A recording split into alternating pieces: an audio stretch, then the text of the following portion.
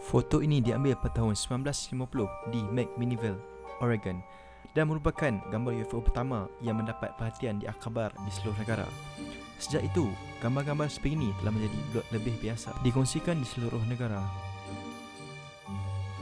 Apabila Jim Templeton mengambil gambar anak perempuannya semasa perjalanan keluarga, dia yakin dia hanya memberi tumpuan kepada anak perempuannya.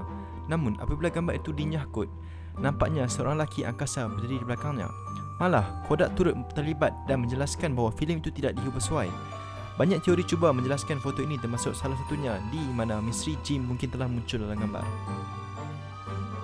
Pada tahun 2000, sumber yang tidak diketahui menghantar beberapa gambar seekor skunk ape kepada Jabatan Polis Sarasota di Florida.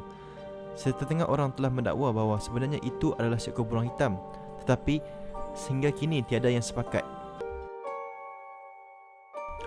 Salah satu lukisan misteri yang paling terkenal, gambar ini dilukis pada abad ke-16 oleh seorang pelukis yang tidak dikenali.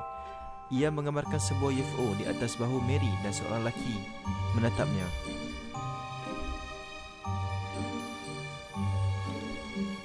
Gambar-gambar berikut jelas sekali tiada sumbernya.